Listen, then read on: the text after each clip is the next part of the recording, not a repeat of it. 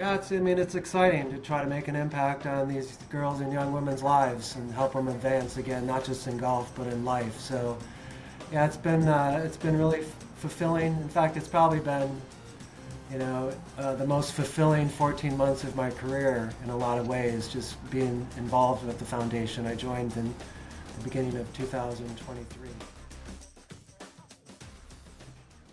Welcome back to the Players Pursuit podcast. I am your host, Alex Shattuck. Today we have a very special guest, Rob Ohno, who is currently the head of the Annika Foundation. Hopefully everyone understands, and we're all on first name basis with Annika Sorenstam and what she's doing for the women's game. But his background's incredibly interesting as well. From graduating from Harvard and playing a little pro hockey to working for the PGA Tour for over 2 decades. So welcome to the show, Rob.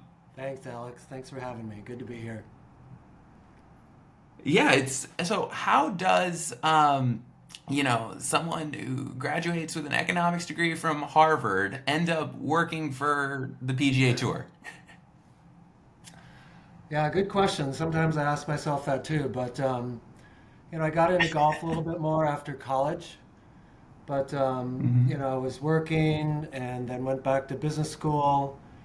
But I was working at General Mills, and I think at that time, just a couple years after grad school, I just wanted to meet people in the golf industry, and if I ever had a chance to work in the golf industry, it'd be great. But I was going to have a hard time meeting people if I was working full time. So I did something pretty crazy. I asked for a leave of absence when I was at General Mills. This was just a few years out of grad school. Everybody thought I was probably going crazy, but I was the only way I could network and try to meet people.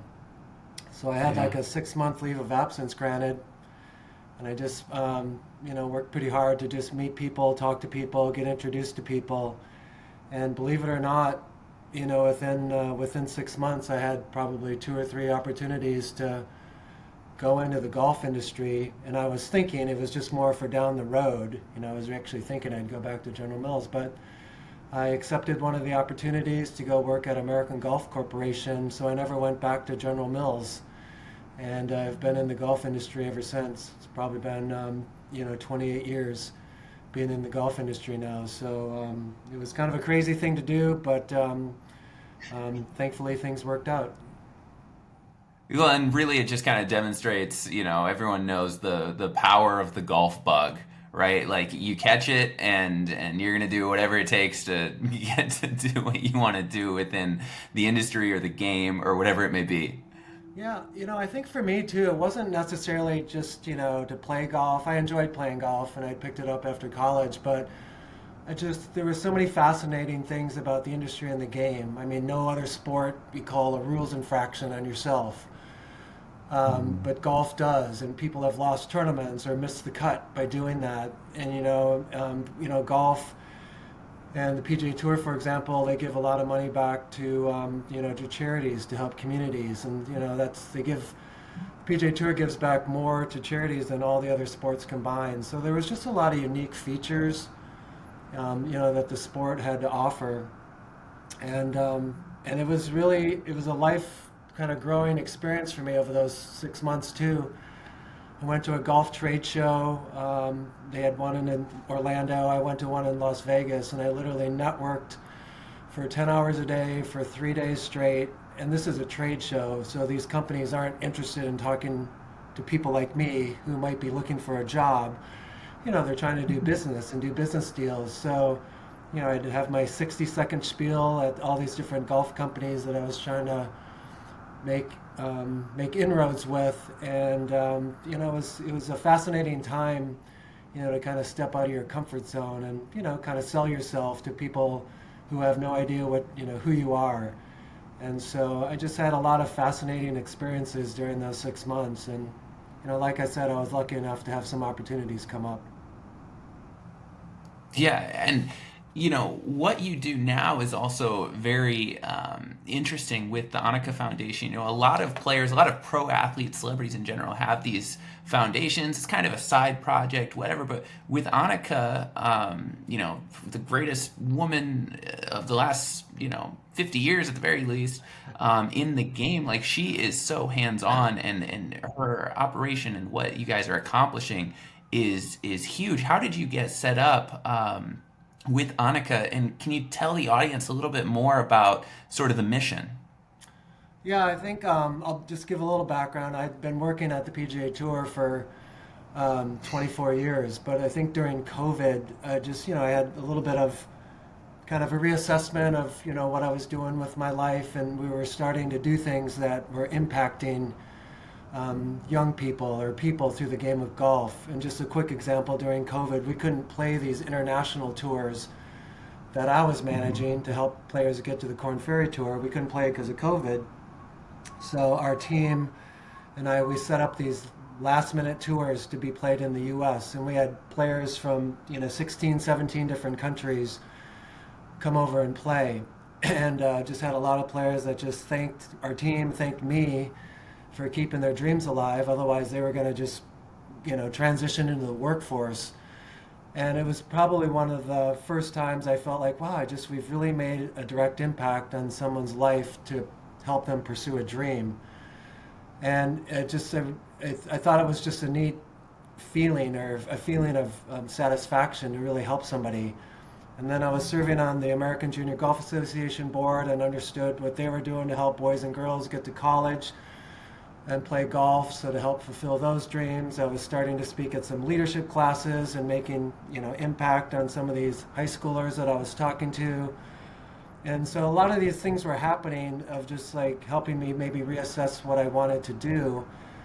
And, and quite frankly, I didn't think I was probably going any further at the tour. I was at an executive level. I wasn't really going to be going up any higher.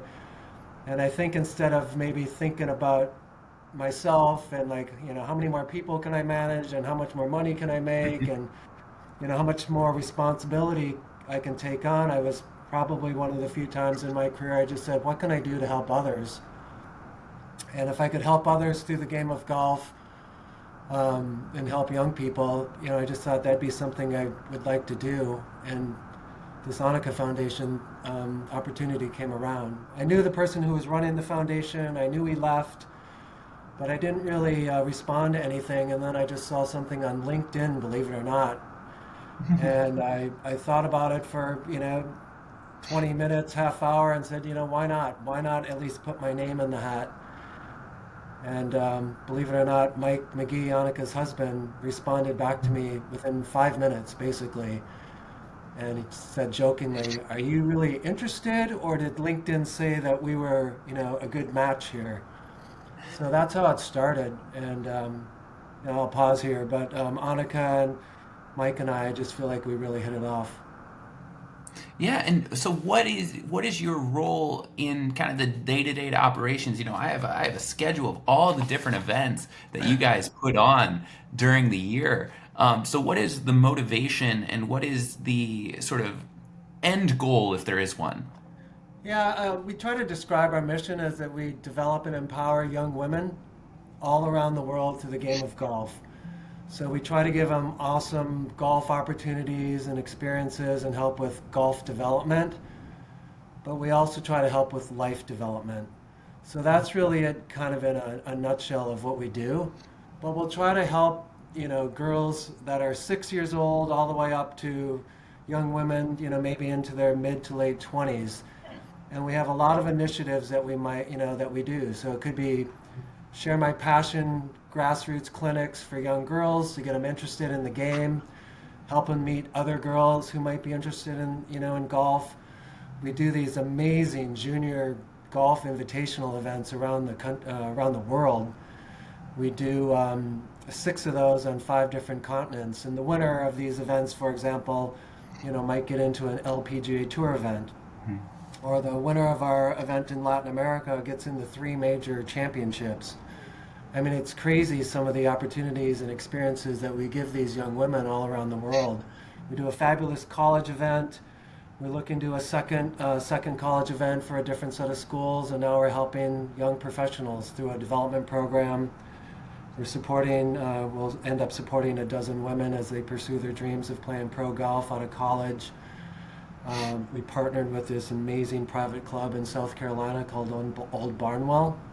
So these women have a place to play and practice and have housing and get some financial assistance. And now we put Annika's name on a pro tour.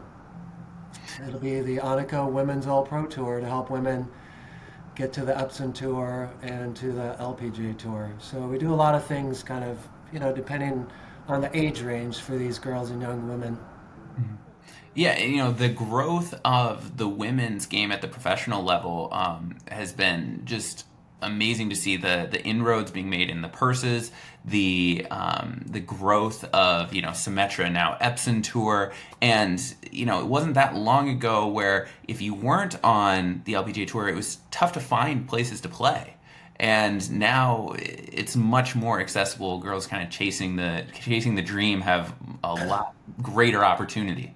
Yeah, I'll give credit to a gentleman, Gary DiSerrano. He'd been running the men's professional tour called the All Pro Tour that was trying to help the male side pursue their dreams of playing pro golf. And he started up a women's tour 5 years ago, and it's helping women basically get to the Epson Tour and LPGA Tour. There's so many women coming out of college now that are really talented players, and only so many can make it through Q School. And as you know, you have one off round at Q School, and then all of a sudden you don't have status. You don't get status on the Epson Tour, or you don't get very good status. And where do these women play? So this tour has really provided a platform for these women to develop and progress. And the event I went to, they had women from 20 different countries playing on this tour that's played here in the States. But we just felt like we had an opportunity to strengthen it, help improve it, maybe get to some other venues. Eventually, we'd love to help reduce entry fees, raise purses for the women in terms of our partnership with them to help them out. And it fits our mission, to help further develop and advance women, not again just in golf, but in life. Because we're going to be doing some things that just helps them understand just a broader perspective on life as they pursue their dreams. So it's going to be an awesome fit. And as a player development coach, like I look at the process, and you want to make sure that sort of every level is covered, right? So the introduction to the game and then straight to whether it's junior competition or development through college, providing that opportunity, and then beyond all the way through the top. And the fact that you guys are kind of handling each stage is beyond impressive, and the opportunities are going to be endless.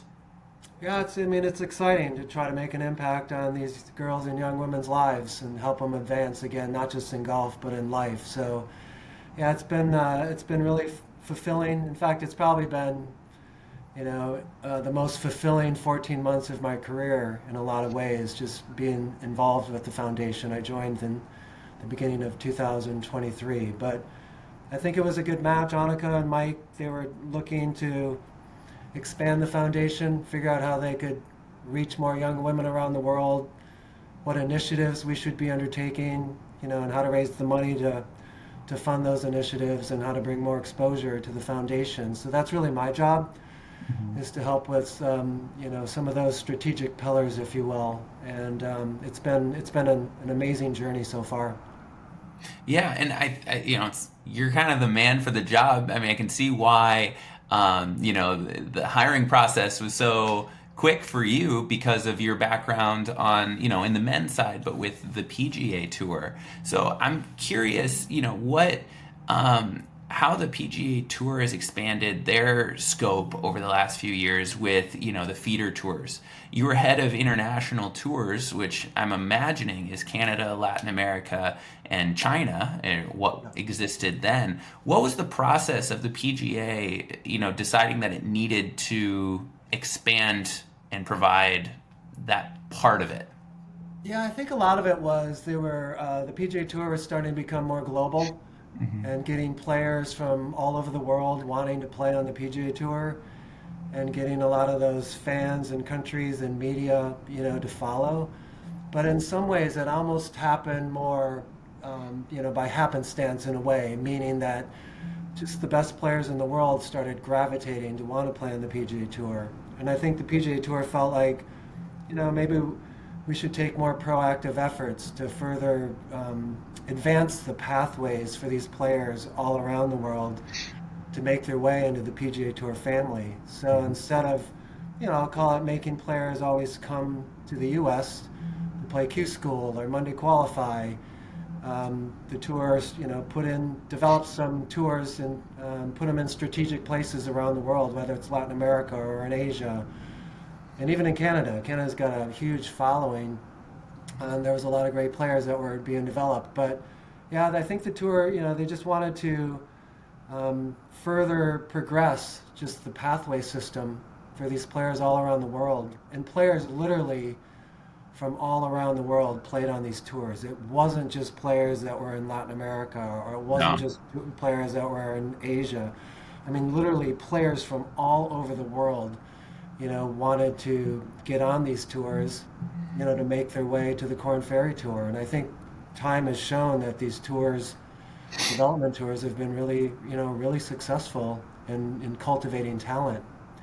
And as you know, Alex, not every player develops at the same speed. No. I mean, not every player, is playing their best golf, when they're a senior in college and then, then launching into their pro career. Some of them are still progressing after they graduate and, finding the confidence or finding a couple things that will really advance their game. And so to give them the platform to play against good competition and to further develop, I mean, I think it's invaluable, what the Well, PGA Tour is and doing. golf is so unique. It's not like you finish your college career and you get drafted.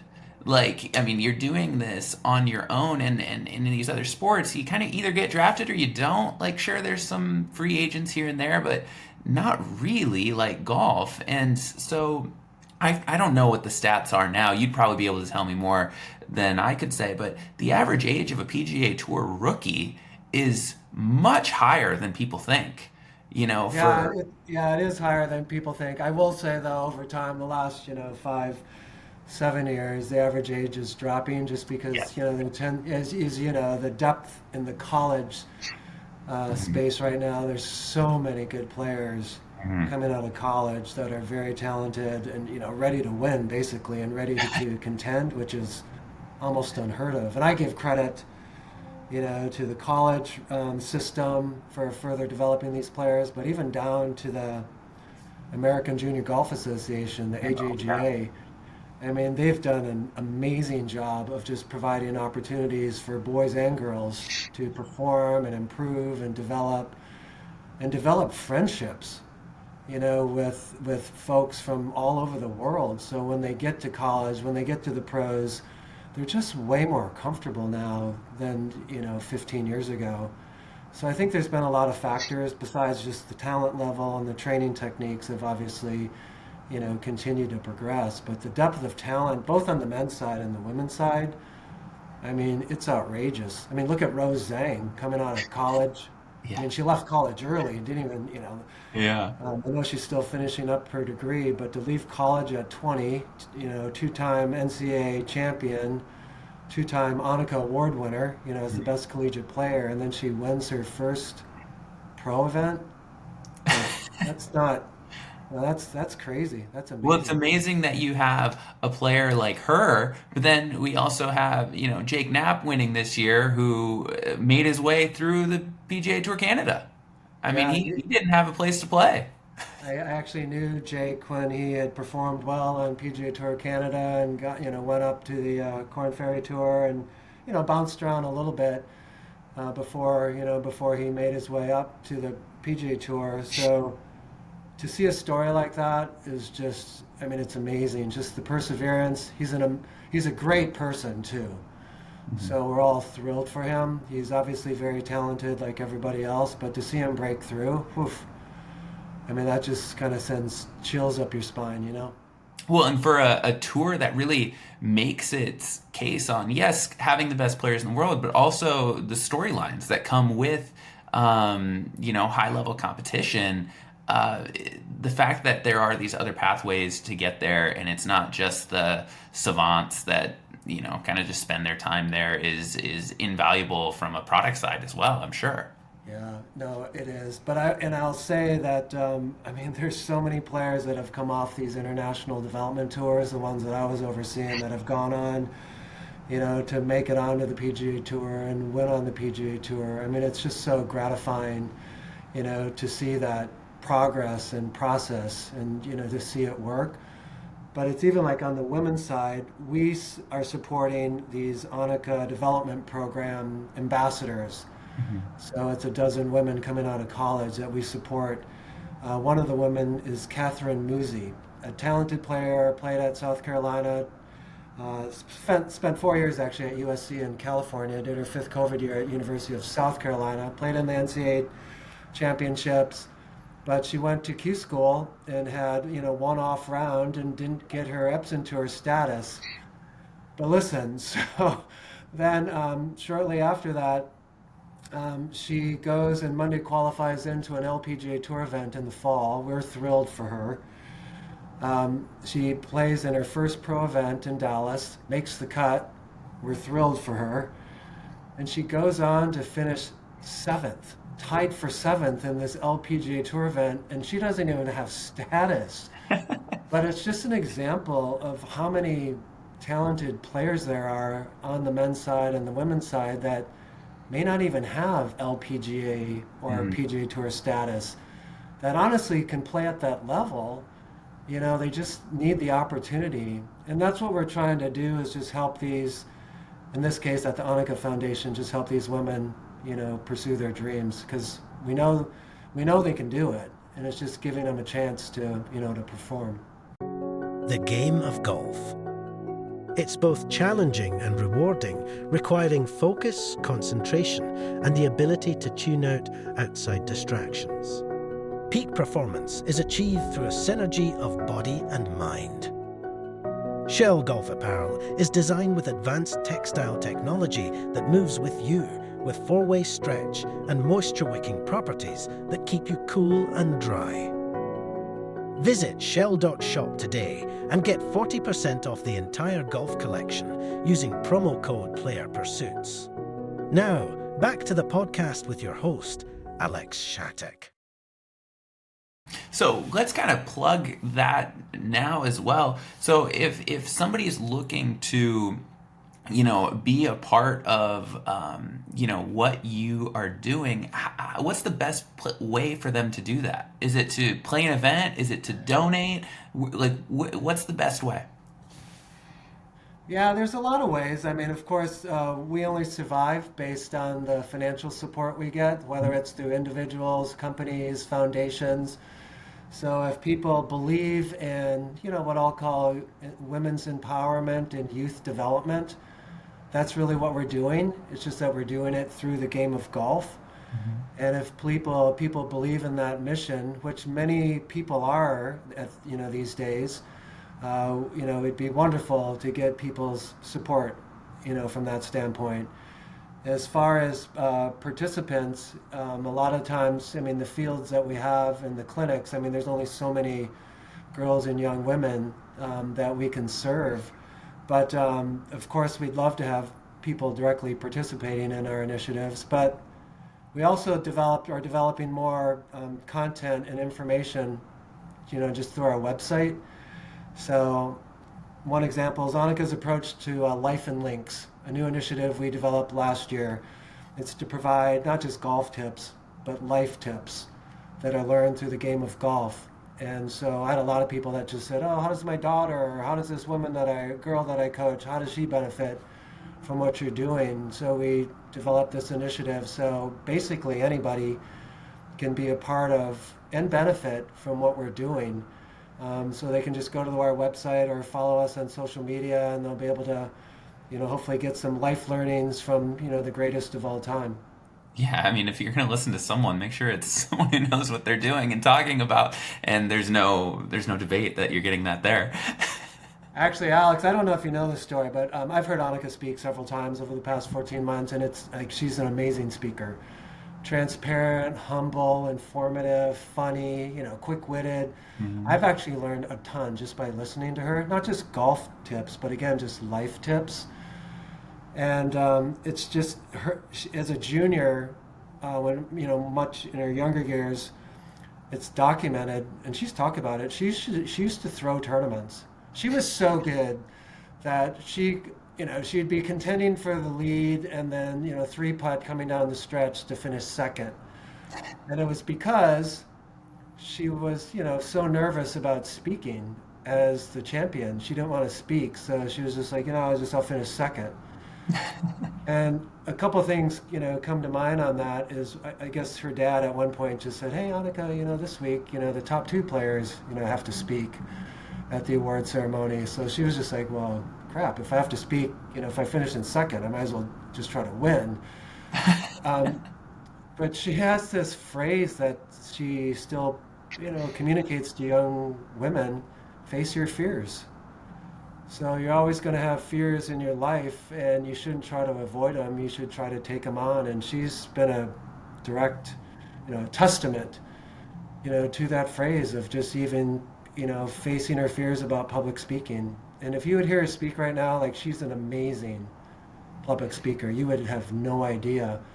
So it's kind of neat to see, someone that's the greatest of all time. You think their life is just perfect and rosy and no obstacles, and just to have examples like that with Annika's life, that she learned and she persevered, and she stuck with it and she faced her fears. I mean, I think it's really inspiring for girls and young women, and anybody for that matter, to learn from her. Yeah, and it's been so great to see her kind of back in the public sphere as well.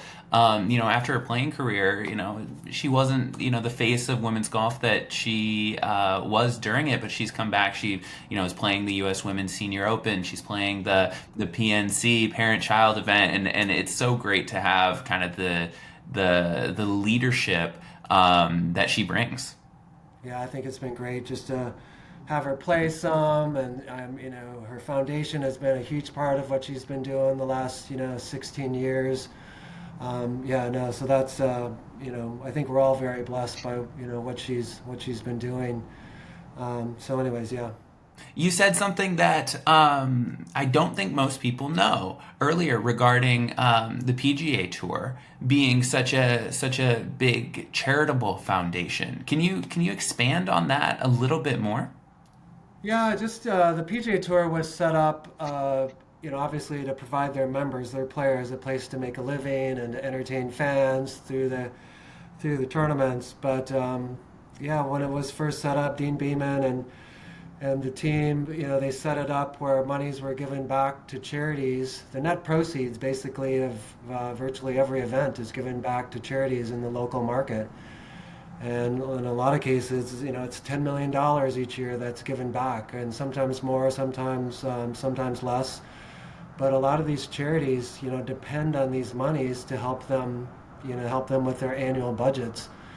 And I think just that's why companies, I think, have gotten involved. I mean, it's good for business. It brings exposure to their brand and their company. It's good customer hosting opportunities to build relationships, but it's good PR because these companies, through their sponsorship, they're helping other people, they're helping communities, they're helping charities. So I think there's, I'll call it the softer side that the companies, benefit from.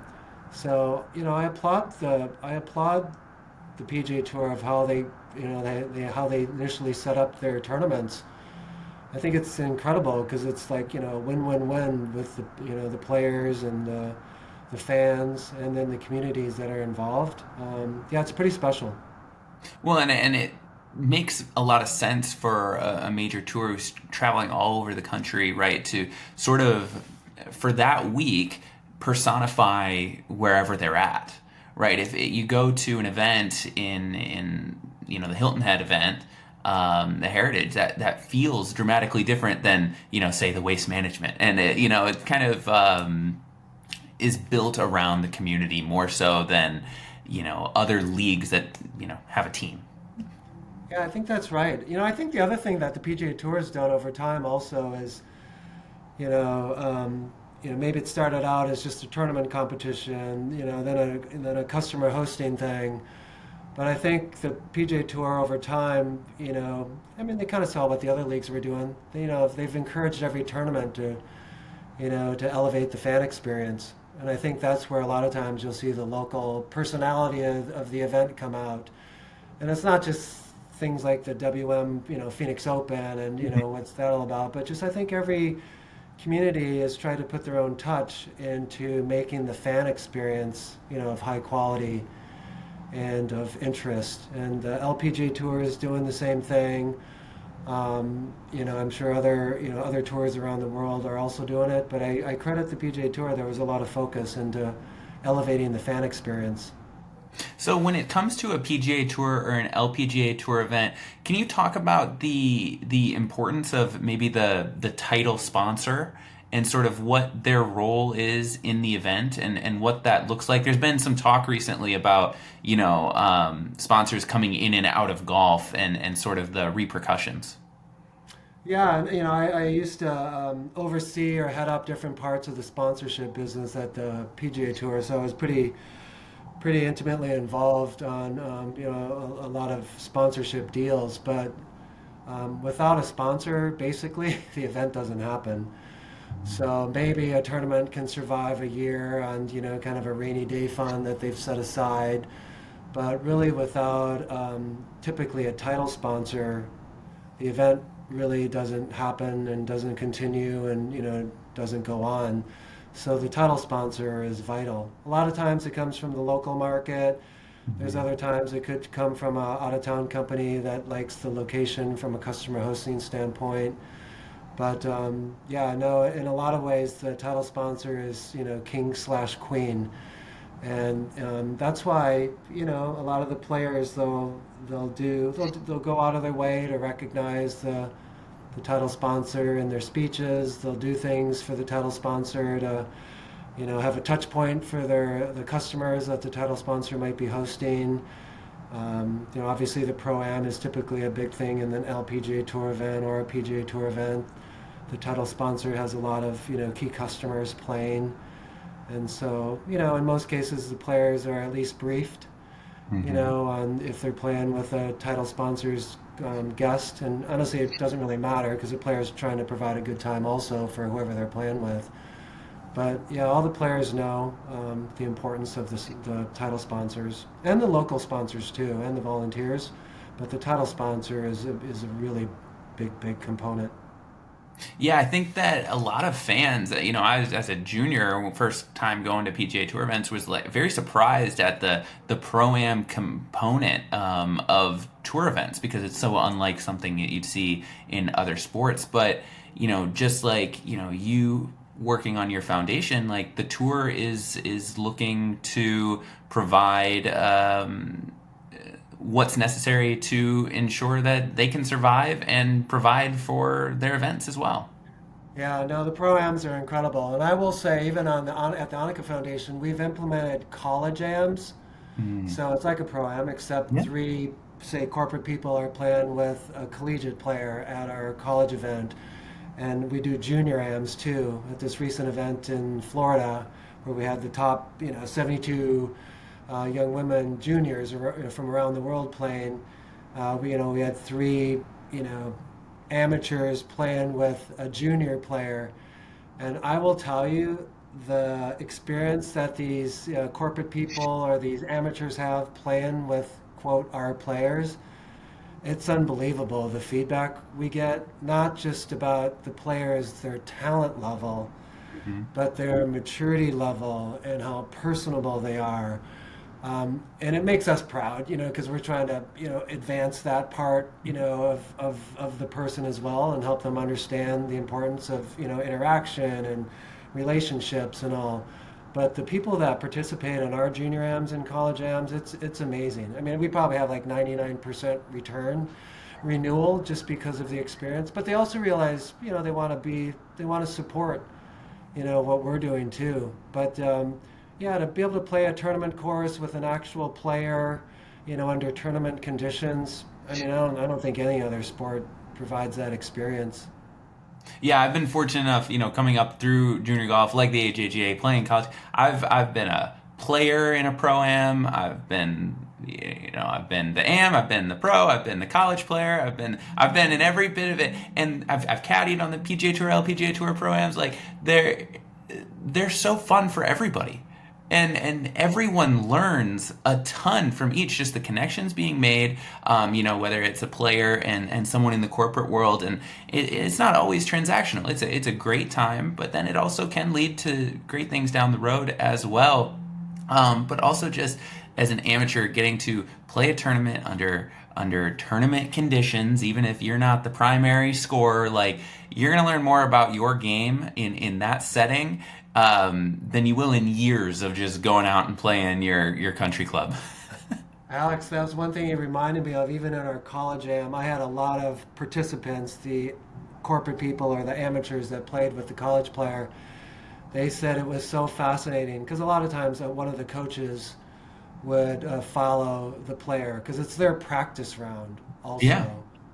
And so listening to the dialogue and the strategy between the coach and the player, I had so many of the amateurs tell me what a fascinating experience that was, just listening to that conversation, and then watch the player basically then execute what they had just talked about with the coach. But just even around the greens and where you want to miss it, and if you miss it over here, it's easier to get up and down from here than over there, and you don't want to miss it there.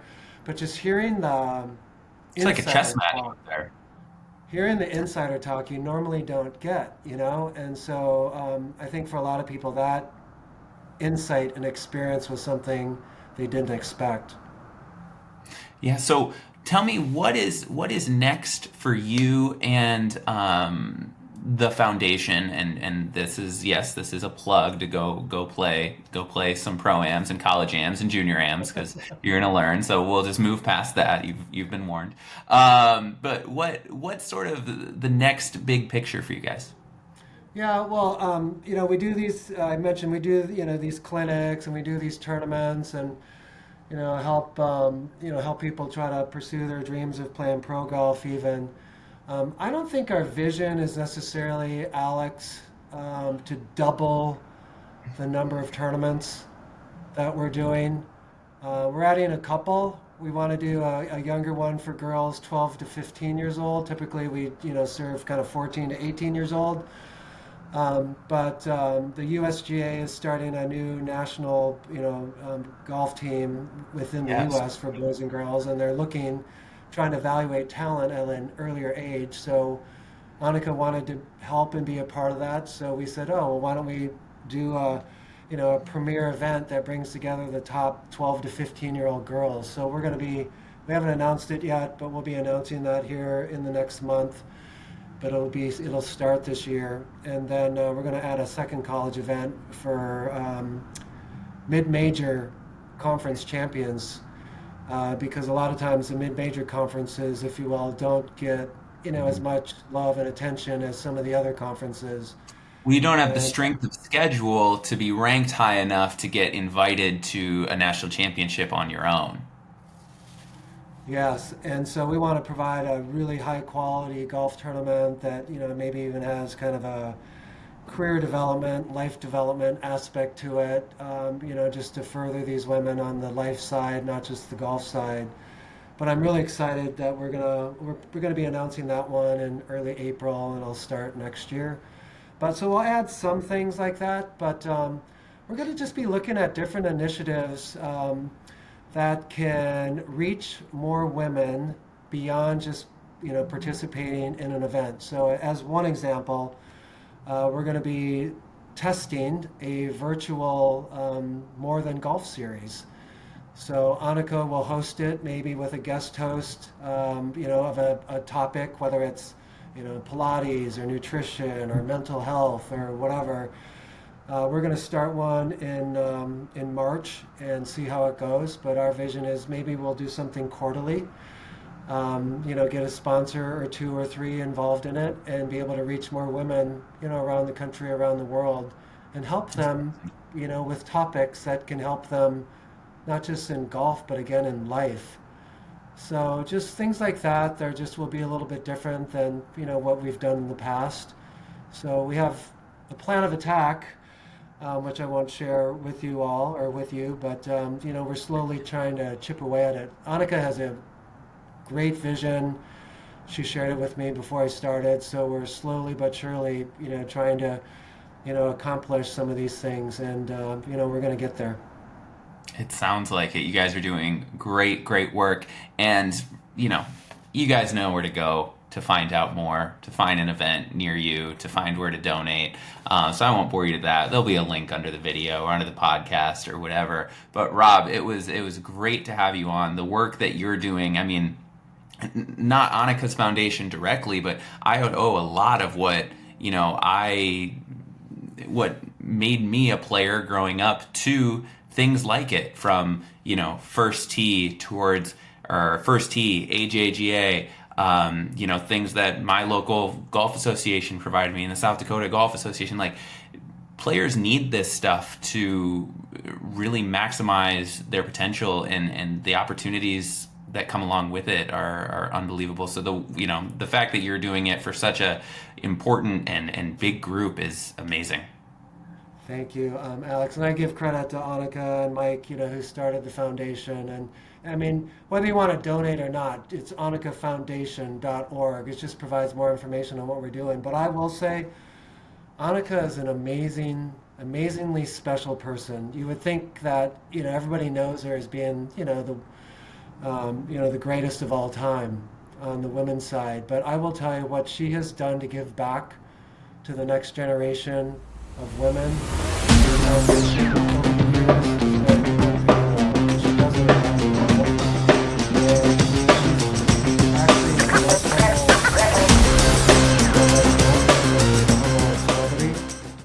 But just a humble, modest person that's just so real and transparent that it's been just a pleasure and an honor to work with her and her husband Mike.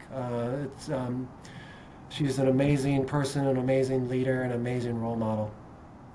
All right, well, we'll end on that note. Thank you, Rob. Thank you for everyone for listening, and we'll be back soon.